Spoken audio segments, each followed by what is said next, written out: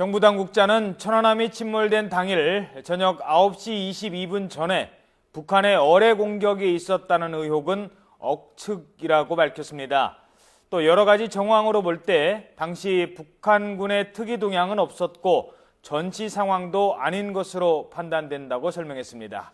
이승윤 기자입니다.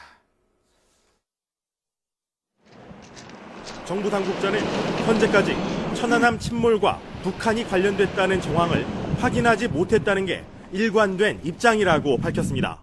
사고 당일 저녁 9시 22분 이전에 북한의 어뢰 공격 등이 있었을 것이란 일각의 의혹에 대해서는 억측이 아닌가 생각한다고 말했습니다. 이 당국자는 천안함이 사고 지점을 운항하고 있었던 이유에 대해 특정 임무 때문에 간 것은 아닌 것으로 안다고 말했습니다. 또 구조된 승조원 가운데 군복을 입지 않은 사람들도 있어 긴박한 상황이 아니었을 가능성이 있다고 밝혔습니다. 최고 속도가 32노트인 천안함이 사고 당시에 7노트로 항해하고 있었다는 것도 이 같은 설명을 뒷받침한다고 덧붙였습니다.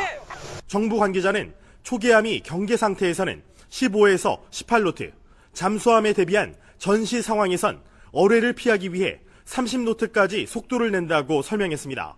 또 천안함 근처에 있던 속초함은 NLL 주변에 꽤 많은 수의 중국 어선들을 감시하고 있다는 내용의 교신이 있었다고 밝혔습니다.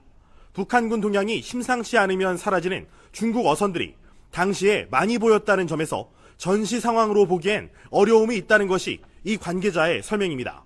또 북한군이 중국 어선에 섞여 기습 공격을 시도하려 했다 하더라도 중국 어선들이 선단을 꾸려야 할 정도로 풍랑이 거센 상황에선 어뢰 등을 통한 기습이 어렵다고 덧붙였습니다.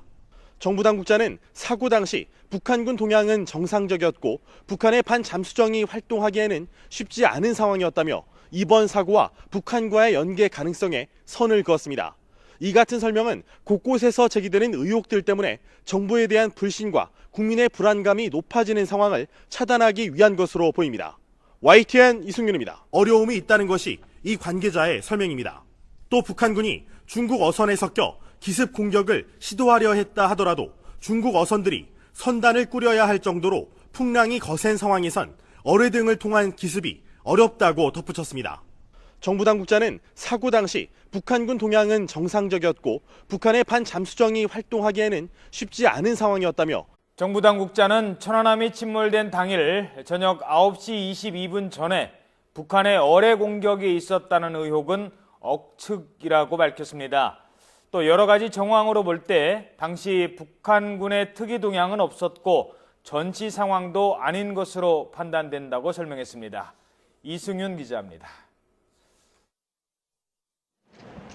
18노트, 잠수함에 대비한 전시 상황에선 어뢰를 피하기 위해 30노트까지 속도를 낸다고 설명했습니다.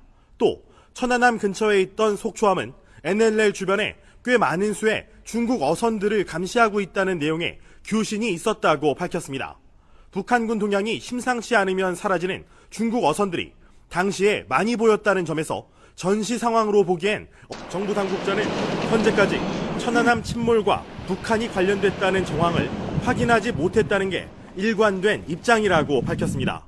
사고 당일 저녁 9시 22분 이전에 북한의 어뢰 공격 등이 있었을 것이란 일각의 의혹에 대해서는 억측이 아닌가 생각한다고 말했습니다. 이 당국자는 천안함이 사고 지점을 운항하고 있었던 이유에 대해 특정 임무 때문에 간 것은 아닌 것으로 안다고 말했습니다. 또 구조된 승조원 가운데 군복을 입지 않은 사람들도 있어 긴박한 상황이 아니었을 가능성이 있다고 밝혔습니다. 최고 속도가 32노트인 천안함이 사고 당시에 7노트로 항해하고 있었다는 것도 이 같은 설명을 뒷받침한다고 덧붙였습니다. 정부 관계자는 초계함이 경계 상태에서는 15에서 18